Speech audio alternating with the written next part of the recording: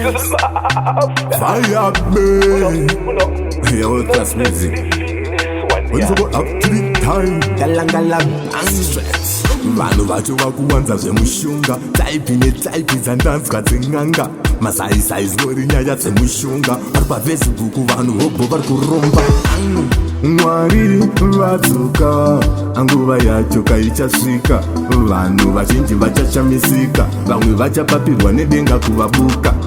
Mwari vadzoka anguva yacho kaichasvika vanhu vazhinji vachashamisika vamwe vachapapirwa nedenga kuvabuka handiti ndimi iri paya maibata mushonga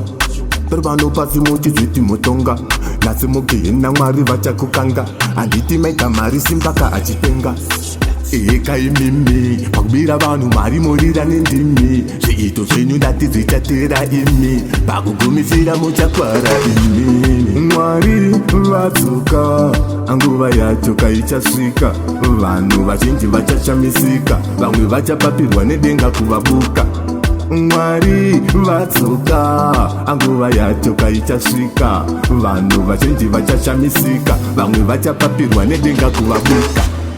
Everest haichinjwe kuita mari Storm haichinjwe kuita mari apa tsanuma vakutamba naMwari kudharo dzina ushanda wakaita mari ndati todya cheziya pakuda kiyakiya hazofumo ndekutaura kamafiya sisi vangu Lydia tengesa mazambia vachibva nepaEthiopia Mwari vadzoka anguva yacho kaichasvika vanhu vazhinji vachashamisika vamwe vachapapirwa nedenga kuvabuka Mwari vadzoka anguva yacho kaichasvika vanhu vazhinji vachashamisika vamwe vachapapirwa nedenga kuvabuka handiti ndimi iri paya maibata mushonga pari vano pasi muchizviti mutonga nhasi mugehena Mwari vachakukanga handiti maita mari simbaka achitenga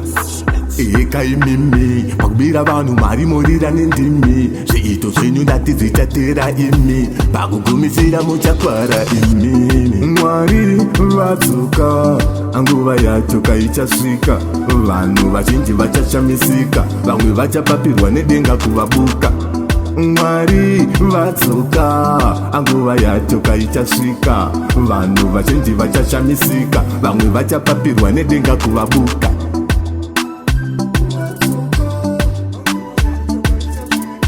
vanhu vazhinji vachashamisika vamwe vachapapirwa nedenga kuvabuka